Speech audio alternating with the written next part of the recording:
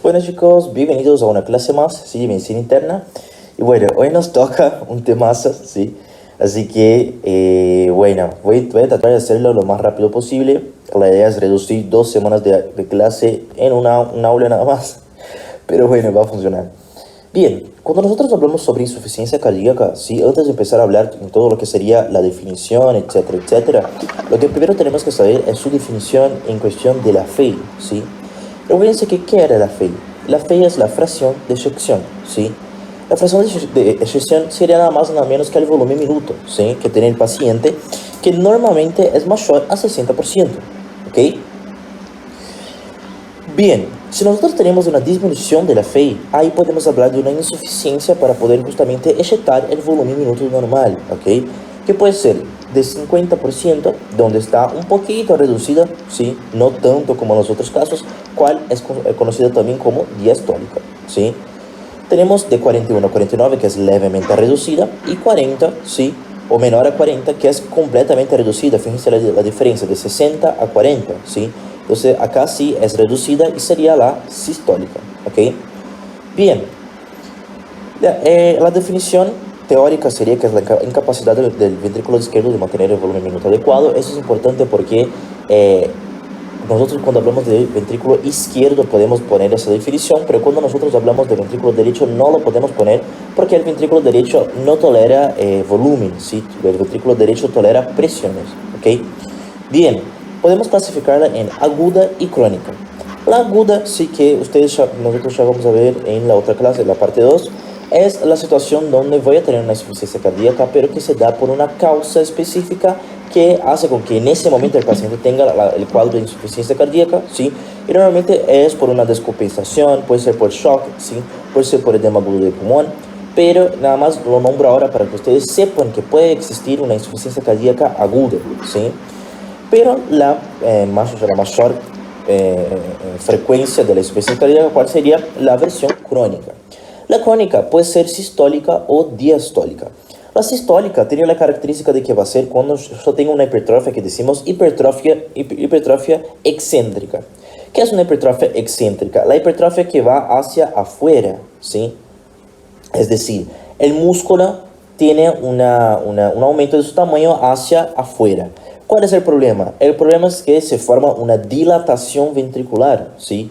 Y recuerden, no sé si se acuerdan de patología, pero la dilatación era una situación en que no es reversible, ¿sí? Lo que ya es un problema, sí o sí el paciente tiene que hacer trasplante. Y segundo, que la dilatación va a hacer con que tu músculo no pueda contraerse de manera efectiva. Entonces, por ese motivo, el corazón no puede contraerse y eyectar la sangre. Por eso que nosotros vamos a asociar la hipertrofia excéntrica con la insuficiencia cardíaca sistólica, ¿sí? ¿Por qué sistólica? Porque yo no puedo contraer el ventrículo para eyectar la sangre, ¿sí? Normalmente va a ser la que es muy reducida, o sea, menor de 40%, diferente de la hipertrofia concéntrica.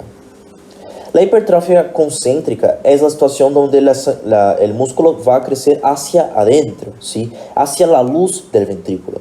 ¿Cuál es el problema acá? El problema acá es que voy a tener menos tamaño, o sea, menos espacio, digamos, para que la sangre llegue y llene el ventrículo. Ahora voy a poder llenar mucho menos de lo que podía llenar antes. ¿Por qué? Porque ahora está lleno de músculo, ¿sí? Esa sería la hipertrofia excéntrica asociada a todo lo que sería diastólico, ¿sí? Concéntrica, perdón, en el caso, a todo lo que sería diastólica. Esa hipertrofia tiene la característica de que si bien no puede mantener, o sea, no puede llenar el ventrículo, puede hacer una buena contracción, puede hacer una buena compensación, digamos. Por ese motivo, esos pacientes suelen tener un buen volumen minuto, ¿sí? A cual nosotros decimos insuficiencia cardíaca conservada, ¿ok? Que es la insuficiencia cardíaca en que el paciente puede mantener el volumen minuto. Obviamente ni siempre va a estar a 60%, pero normalmente va a estar a 50%, es decir, no tan reducida como por ejemplo era en el caso de la sistólica, ¿sí? Que era de menos de 40. Bien, hay que saber todos esos parámetros que puse, ¿sí? Precarga, postcarga y contractibilidad, porque se suele preguntar, así que lean después, ¿sí? No solamente eso, pero ionotropismo, cronotropismo, está en el inicio del capítulo del libro, ¿sí? Así que nada, den una lida por lo menos, porque se suele preguntar y es una pregunta regalada. Rey lo pone porque justamente sabe que nadie lo estudia, que lo vimos recién en fisiología y nunca más lo vimos, pero bueno, hay que saberlo, ¿ok? Y Benedetto en Torino también suele preguntar, así que ojito. Bien, causas de insuficiencia cardíaca izquierda, ¿sí? Acá ustedes van a ver que puse los mismos dibujitos que la clase anterior. ¿Por qué? Porque son las mismas. Ustedes tienen que pensar en causas que pueden alterar el corazón, ¿sí?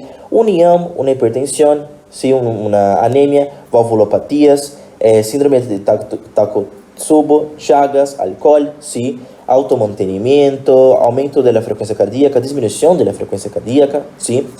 Bien. Hay que saber, sí, hay que saber porque siempre hay una pregunta que te dice 20 causas de insuficiencia cardíaca, bla, bla, bla. Entonces hay que saberlo, ¿sí?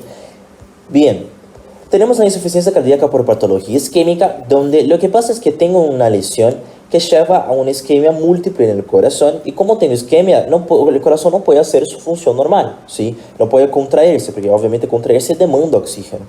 Para poder detectarla, nosotros podemos usar un test que le encanta a Rey, que es el PET-SCAN, ¿sí? El PET-SCAN sirve no solamente para eso, pero para cualquier situación que quiero ver isquemia, porque es un test que lo que va a hacer es mostrar justamente las zonas de concentración isquémicas o zonas que tienen algún estrés oxidativo causado por una isquemia, ¿sí? Obviamente es un test muy caro. Eso es para el paciente que tiene un Swiss Medical, pero bueno, está bueno saberlo, sí, porque te puede preguntar qué otros métodos puedes usar, no solamente insuficiencia cardíaca por patología isquémica, o métodos también para un accidente cerebrovascular, o métodos para un infarto, por ejemplo, ¿sí? Bien, tenemos la insuficiencia cardíaca por alto mantenimiento. ¿Qué es la insuficiencia cardíaca por alto mantenimiento? Es la insuficiencia cardíaca que aparece cuando tenés una alta demanda del corazón, cuando exigís mucho del corazón. ¿Qué situaciones pueden ser? Una anemia, por ejemplo, porque hay bajo oxígeno. Una fístula arteriovenosa, más o menos por la misma situación de la anemia. Un beriberi, que es cuando tengo déficit de vitamina B1. Un hipertiroidismo, que es cuando tengo una situación que lleva a un aumento de las hormonas tiroides, que recuérdense que ¿dónde actuaban? En los receptores beta, ¿sí? Entonces, como tengo una mayor cantidad de hormonas tiroides y actúa en los receptores beta, el paciente tiene la característica de que forma una taquicardia, digamos. Y acá llegó el momento que vamos a ver lo que vimos, lo que nos viene enchufando desde fisiología, ¿sí? Que serían las manifestaciones clínicas, anterógradas y retrógradas, ¿sí? Nada, lo mismo de los otros años. Tenemos las retrógradas, que es cuando nosotros tenemos un aumento de presión a nivel ventricular, ¿sí? Y ese aumento de presión ventricular va a ir hacia dónde? Hacia a nivel pulmonar, ¿sí? Entonces, ¿qué voy a tener? Voy a tener la formación de disnea, ¿sí? Voy a tener la formación de un edema agudo de pulmón, ¿sí? Cuando la presión empieza a pasar justamente lo que sería la presión capilar pulmonar y la presión alveolar, ¿sí? Donde voy a tener crepitantes bibasales y tos asalmonada. La tos asalmonada es como si fuera cuando lavas la carne y queda ese agua rosado, digamos, bueno, más o menos así. Y eso te dice que es un transudado. Y tenemos la formación de un aumento de la presión pulmonar. ¿Y eso qué lleva? Lleva a la formación de una hemoptisis, ¿sí? ¿Por qué? Porque el paciente va a tener un cuadro en que aumenta la presión del lecho capilar pulmonar, y eso puede llevar a la formación de hemorragias, ¿sí? Bien, tenemos las funciones anterógradas, ¿sí? Que ustedes lo que tienen que hacer es pensar en más o menos una aorta que ahora ya no tiene tanta sangre como antes, ¿sí? Entonces, ¿qué voy a tener? Voy a tener a nivel del riñón un hipoflujo, eso activa el SARA, ¿sí? Al activar el SARA voy a tener aumento de sodio y aumento de H2O, o sea, aumento de agua, lo que es una mala situación, porque tengo un corazón que ya estaba insuficiente y ahora estoy enchufando cada vez más volumen. Tengo una clínica de isquemia tisular, ¿sí? A nivel de los órganos, lo que puede llevar a accidentes cerebrovasculares o la formación de un síncope por una baja perfusión del SARA, ¿sí? Pues, boludo, no sé qué hice, cara, para ser un miembro. Espera. Tuki. Bueno, mejor que antes. Voy a tener una situación, ¿sí? Que tengo una cianosis, ¿sí? Una cianosis de tipo central, ¿sí? Recuerden que las cianosis centrales mejoraban cuando elevabas el brazo del paciente, cuando ponías el paciente en agua caliente, ¿sí? Bien. Y tenemos acá puse nada más un poquito más prolijo, sí, porque eso lo hice ahora. Bien, recuérdense que tengo la disnea paroxística nocturna, la ortopnea, sí, la disnea parálisis nocturna era cuando el paciente no, o sea, estaba dormido y despertaba justamente con esa sensación. Y la ortopnea cuando el paciente tenía la característica de que no podía tolerar el decúbito dorsal, ¿sí? Tenemos la presencia de disnea grado 3 y grado 4, que sí o sí son criterios para hacer justamente la internación del paciente, así que ojito. Y con el tiempo va a llegar a formar una insuficiencia cardíaca global, ¿sí? Con el tiempo voy a tener la formación de una afección derecha, entonces tenés que saber qué signos vas a encontrar. Vas a encontrar signo de Dresner, latido sagital, R3 en foco tricuspidio y aumento justamente de todo lo que sería los índices de Sokolov que indican una hipertrofia derecha, ¿sí? Bien. Además de eso, recordar que, además del sistema renina-angiotensina aldosterona, ¿sí? Tenés la situación que formas edemas, ¿sí? Y esa formación de edemas tiene la característica de que vas a buscarlo o en las regiones malares, ¿sí? O en las regiones sacras si el paciente no deambula. Entonces siempre recuérdense que hay que preguntar si el paciente deambula o si es un paciente postrado, porque si está postrado se va a acumular en la cadera, ¿ok? Bien. Acá les puse nada más un poquito de las complicaciones, sí que pueden tener, no se suele preguntar, pero sepa nada más que pueden dar justamente una fibrilación auricular, una cirrosis, puede dar la formación de la respiración de Cheyne-Stokes, ¿sí? Y el pulso alternante que era característico del pulso semiológico cuando vimos semiología, ¿sí? Pero acá es la estrecha, digamos, de el teórico, la fisiopatología. ¿Qué son los efectos de la angiotensina 2? La angiotensina 2, recuérdense que está aumentada porque tengo un hipoflujo, ¿sí?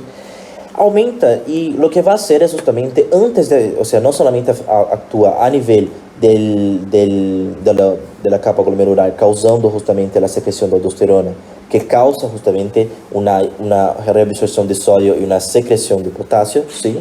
Pero también lo que va a hacer es actuar a nivel de, antes de llegar en la capa glomerular y promover la aldosterona, también actúa a nivel sistémico. ¿Cómo? Actúa promoviendo una síntesis proteica, ¿sí? Lo que llama una hipertrofia, sea concéntrica o excéntrica del corazón, o sea, ayuda a formar lo que nosotros habíamos dicho, produce vasoconstricción coronaria, produce hipertrofia del miotelio, es decir, empeora justamente lo que sería la resistencia periférica, junto con otra que sería la endotelina, y eso es pregunta de examen, ¿sí? ¿Cuáles son los dos factores que alteran el endotelio? Sería entonces la angiotensina 2 y endotelina. Va a alterar todo lo que sería el sistema parasimpático, lo inhibe y aumenta el sistema simpático, o sea, empeora el cuadro de gasto cardíaco, aumentando, dando una taquicardia, una hipertensión y etcétera, ¿sí? A nivel renal produce vasoconstricción y produce una disminución de la tasa de filtrado glomerular, es decir, el paciente va a estar con mucho volumen y va a estar con una oligouria. Entonces, eso es un cuadro que nosotros tenemos que promover la polidiuresis en ese paciente. Y por último, como habíamos dicho, estimula la aldosterona, ¿sí? Que causa justamente un aumento de sodio y una disminución de potasio. Bien, además, a nivel del sistema nervioso central, promueve la ADH, que lo que hace es justamente ser una hormona antidiurética, es decir, lo que hace es empeorar el cuadro de oliguria del paciente, ¿sí? Bien. Preguntas de medicina interna que puse acá sobre la angiotensina 2 y la angiotensina 1, ¿sí? Pero ni todo es tristeza, ni todo está perdido, ¿sí? Porque hay dos factores compensantes muy buenos que son las prostaglandinas. Por un lado, las prostaglandinas lo que hacen es promover la vasodilatación del cuadro, ¿sí? Entonces ayudan en todo lo que sería la resistencia periférica y el gasto cardíaco, ¿sí? Y la postcarga. Y tenemos el péptido natriurétrico atrial, ¿sí? O BRAIN en el caso del BNP.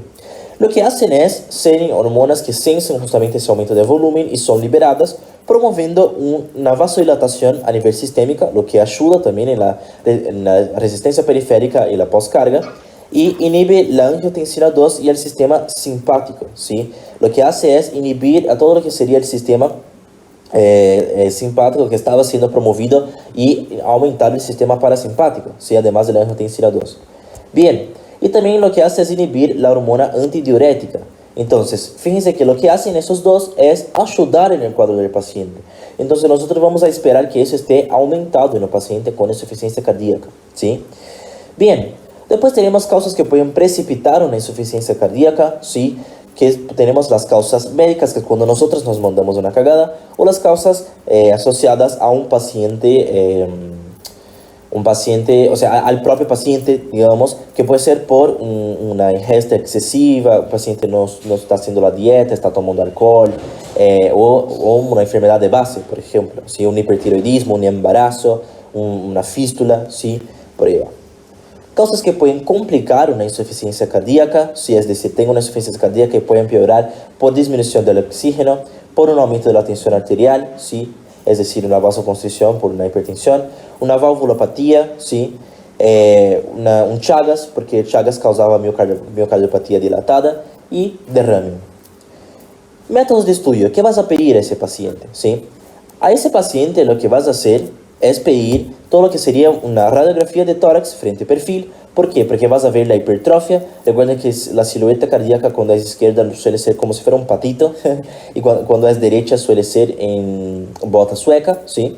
Puedes tener signo de doble arco o signo del cuarto arco que van a ver en diagnóstico por imágenes. Vas a pedir obviamente un electrocardiograma donde vas a buscar un aumento del ventricular, o sea, una hipertrofia con el índice de Sokolov. Vas a poder ver las alteraciones de la digoxina, que ya vamos a ver. Puedes pedir un laboratorio donde vas a buscar el BNP para ver si está aumentado. Puedes ver si el paciente tiene anemia, si tiene una neutropenia, porque está asociada a síntesis de oxígeno. Si el paciente tiene un ionograma alterado con aumento de sodio y disminución del potasio, que es lo que esperamos encontrar en nuestros pacientes. Y una serología para Chagas, si el paciente tiene sospecha, es decir, si es de una zona endémica, si vive en una zona con factores de riesgo y por ahí va. El ecocardio, sí, recuerden que es uno de los mejores parámetros para esos pacientes. ¿Por qué? Porque causa una dilatación, o sea, nosotros vamos a poder ver todo lo que es la dilatación de las cavidades, vamos a poder ver si el paciente tiene valvulopatías, si tiene zonas de alteraciones isquémicas, ¿sí? Te mide todo lo que sería la FEI, entonces podemos ver si el paciente está en una insuficiencia cardíaca reducida, conservada, levemente reducida. Entonces el ecocardio para mí es uno de los mejores parámetros a nivel cardíaco, ¿sí? Para cualquier sea los diagnósticos, porque te muestra todo prácticamente. Tenemos la resonancia magnética y la gamografía, que son parámetros que usan isótopos marcados, ¿sí? Para poder justamente evidenciar zonas isquémicas. Y son muy buenos, pero obviamente son un poco caros. Pero suele estar esa pregunta que te pide otros parámetros, además de un ecodoppler o una radiografía, ¿sí? Tenemos el cateterismo, que va a servir en ese paciente que yo sospecho que la insuficiencia cardíaca es por algo isquémico, ¿sí? Entonces voy a pedir a ese paciente o paciente que tiene una prueba de esfuerzo positiva, es decir, que hizo un ejercicio y le causó un NANGOR o le causó una descompensación de la insuficiencia cardíaca, o pacientes que tienen un ecodoppler con criterios, digamos, para decir que el paciente tiene una isquemia, ¿sí? Bien. Tenemos la ergometría con consumo de oxígeno. La ergometría lo que hace es manejar cuánto de flujo de oxígeno está usando tu miocardio, ¿sí? Es un test muy bueno, no solamente para eso, pero para un paciente con infarto, ¿sí? Porque antes de liberar el paciente con infarto a casa, tenemos que hacer una ergometría o ergoestrés o sea, sub máximo, ¿sí? ¿Por qué? Porque lo que nosotros queremos saber es si ese corazón del paciente va a aguantar justamente ir a casa y va a aguantar tolerar, digamos, hacer todo lo que tiene que hacer el paciente en su día a día, ¿sí? Obviamente es un test que no se hace siempre, no está en todos los hospitales, pero se encuentra, ¿sí? No es tan difícil tampoco de encontrar. Tenemos la clasificación funcional de la insuficiencia cardíaca, ¿sí? Que eso va de grado 1 a 4. Eso no hay que saber, ¿sí? No se pregunta, pero nada más para que sepan para la vida médica, ¿sí? Porque después en sexo van a tener que saber. Bien, tenemos el ingreso hospitalar, ¿sí? Por insuficiencia cardíaca, o sea, ¿qué situaciones llevan a un ingreso hospitalar de insuficiencia cardíaca, ¿sí? ¿Y cuáles van a ser? Van a ser una situación de isquemia, ¿sí? Situaciones con otras complicaciones, como por ejemplo anasarca, síncope, hipotensión, o sea, es decir, situaciones en que voy a tener que tratar al paciente con insuficiencia cardíaca y lo pueden llevar a una descompensación. Edema agudo de pulmón, en casi 90% de los casos, sin ser de causa respiratoria, ¿sí? Recuerden que tenemos que hacer diagnóstico diferencial con distrés. Insuficiencia cardíaca refractaria al tratamiento. Clase funcional 3 y 4 de la disnea. Recuerden que habíamos dicho. Indicaciones de trasplante y tratamiento con dobutamina, porque dobutamina es intravenosa, ¿sí? Bien. Acá entramos en lo que sería tratamiento, sí, para el cuadro de una insuficiencia cardíaca. Bien, cuando nosotros hablamos sobre el cuadro de insuficiencia cardíaca, sí, cuando hablamos sobre su tratamiento, primero lo que tienen que empezar sí o sí son las medidas dietéticas, ¿sí? ¿Por qué? Porque no pueden empezar hablando ya sobre los fármacos porque primero tenés que hacer con que el paciente cambie su estilo de vida, ¿sí? Es decir, que deje de, o sea, que controle la ingesta hídrica, ¿sí? Que si consume alcohol o tabaco, obviamente debe dejarlo o por lo menos reducirlo al máximo posible, ¿sí? El paciente con clase 1 a 3 debe hacer ejercicios porque incluso mejora la situación del paciente, obviamente no un ejercicio digamos, con mucho esfuerzo, pero por lo menos para poder hacer no solamente la formación de angiogénesis, es decir, que hacer con que el paciente pueda formar neovasos a nivel del corazón y así ayudar, por ejemplo, si el paciente tiene una coronaria tapada en algún momento, pero también ayudarlo a tolerar un poco más la disnea y a todo el ejercicio, actividades del día, ¿sí? En pacientes de sexo femenino tenemos que decir que el embarazo tiene que ser muy cuidadosamente planeado, ¿sí? ¿Por qué? Porque el embarazo, recuérdense que nosotros tenemos un aumento del volumen, ¿sí? En casi 3 veces más de lo que es el volumen normal de la embarazada, ¿sí? Entonces acá voy a tener un corazón que está insuficiente y ahora va a tener que manejar mucho más volumen y mucho más demanda, ¿sí? Entonces, estos son pacientes que tienen que tener anticonceptivos, ¿sí? Y tienen que tener justamente, si tienen el deseo justamente de tener un hijo, deben ser asistidas obviamente por un obstetra de manera especializada, ¿sí? Bien. Después tenemos la vacuna contra gripe y neumococo, ¿sí? ¿Por qué? Porque la vacuna contra gripe y neumococo sirve para proteger justamente a los pacientes, principalmente a los que tienen patologías de base. Bueno, acá sirve una de las patologías de base, ¿cuál es? La insuficiencia cardíaca, ¿sí? Entonces, vamos a dar a esos pacientes, obviamente, la vacuna porque queremos que tengan una protección frente a cualquier situación que pueda llevar a un aumento de la fiebre o un aumento de la frecuencia cardíaca o de la demanda del gasto cardíaco, ¿sí? Bien, después empezamos con el tratamiento farmacológico. En el tratamiento farmacológico, ustedes van a ver que acá estoy usando el de acuerdo con la guía, ¿sí? La American Heart Association.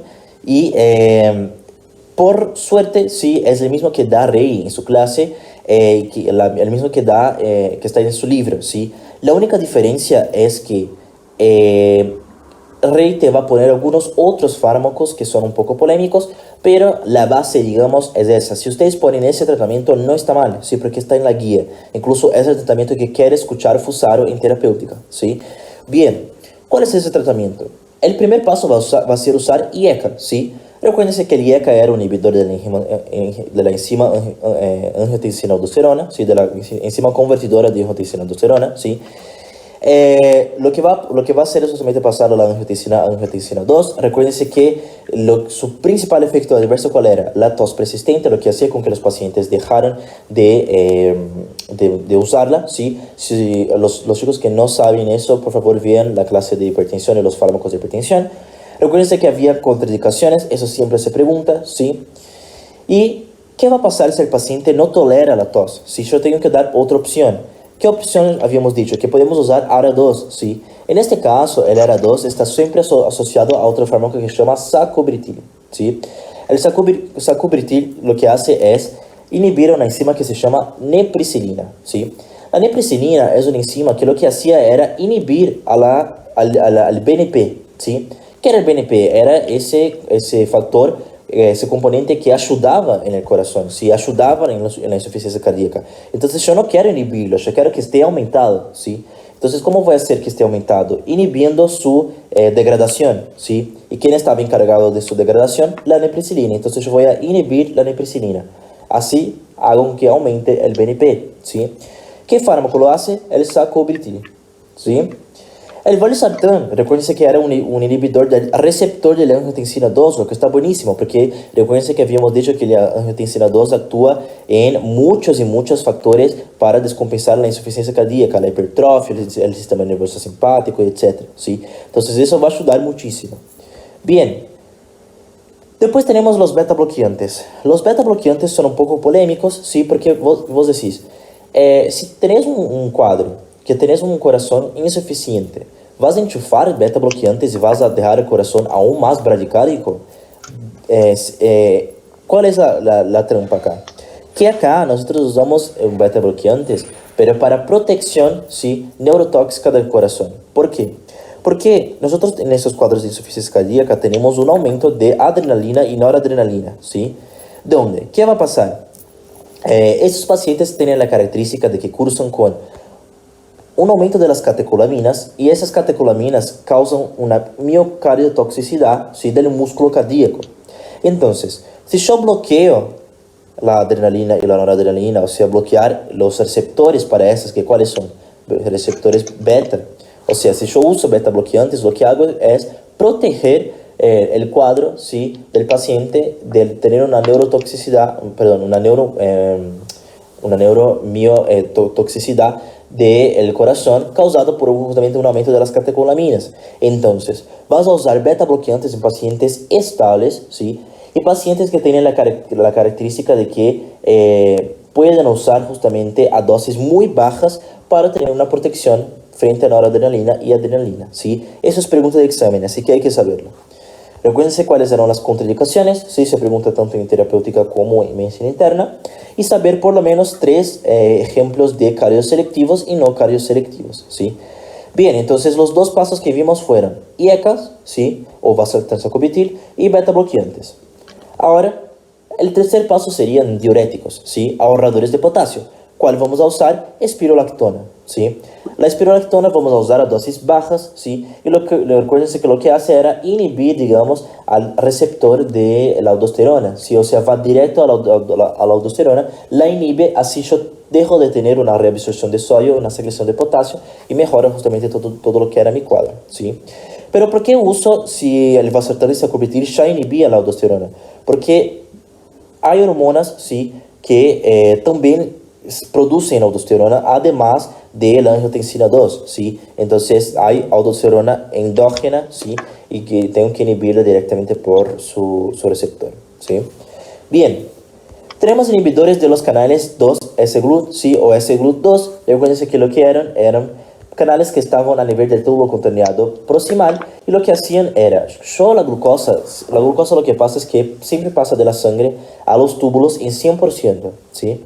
O sea, 100% de la glucosa pasa a los túbulos renales. Pero 90% de esa glucosa es reabsorbida. ¿Dónde? A nivel del túbulo contorneado proximal por el canal S-GLUT2, ¿sí? Los otros 10% también van a ser reabsorbidos, pero por el S-GLUT1 a nivel del túbulo contorneado distal, ¿sí? Lo que voy a hacer es inhibir ese canal S-GLUT2, y por eso yo estoy inhibiendo la reabsorción del 90% de la glucosa, ¿sí? O sea, es un fármaco que también está muy bueno para pacientes diabéticos, ¿sí?, porque va a disminuir la glucemia del paciente. Como ahora voy a tener un paciente que tiene mucha glucosa en el túbulo renal, y ahí yo tengo muchas bacterias, ¿qué va a pasar? Yo tengo muchas formaciones de infecciones urinarias, ¿sí?, por proliferación bacteriana, ¿sí? Así que puedo ya dar una profilaxis para ese paciente. Bien, ustedes tienen que saber los nombres porque se suele preguntar, ¿sí? La mnemotécnica que usaba yo era EMPA, DOPA y CANA. EMPA, DOPA, CANA, ¿sí? El EMPA-DOPA-CANA es empaglifacina, dopaglifacina y canaglifacina. Tiene otros ejemplos acá, pero bueno, esos son los principales y los que aprendí yo. Bien, otros fármacos, o sea, hasta acá vimos los 4 pasos, ¿sí?, de un tratamiento de una insuficiencia cardíaca, ¿sí? Ahora nosotros vamos a ver qué puedes agregar, ¿sí?, después que agregaste todo eso al paciente, porque recuérdense que es una patología que va avanzando, ¿sí?, no tiene freno. Entonces vas a ir poniendo cada vez esos fármacos y bueno, va a llegar un momento que vas a tener que ir agregando otros fármacos más especiales, ¿sí? Bien, puedes poner uno de los principales fármacos de la era 1, de la era 2, ¿sí?, que es la digoxina. La digoxina es un fármaco muy polémico que actúa de manera directa, donde a nivel del sodio-potasio, ¿sí?, la bomba sodio-potasio, Y lo que hace es, cuando actúa a nivel de la bomba sodio-potasio y la inhibe, ¿sí? La hace uniéndose al sitio de unión del potasio, ¿sí? Y lo que hace es activar canales de calcio, ¿sí? O sea, hace con que entre calcio a nivel del músculo cardíaco, ¿sí? ¿Eso qué va a hacer? Va a hacer con que el corazón ahora tenga mucho calcio y eso aumente la contractibilidad, ¿sí? La fuerza cardíaca del corazón, pero no aumente la demanda de oxígeno, ¿sí? Entonces eso está buenísimo porque tu corazón funciona más fuerte, pero sin aumentar la demanda de oxígeno, sin producir justamente una descompensación. La actúa de manera indirecta a nivel del sistema parasimpático, si lo aumenta el sistema parasimpático. Y además de eso, va a dar alteraciones a nivel del electrocardiograma. ¿Qué alteraciones son esas? Da alteraciones de la onda P aumentada, PR prolongada, QT acortado, da una depresión del ST y una onda T invertida. El segmento ST tiene la característica de que nosotros lo denominamos cubeta digitálica.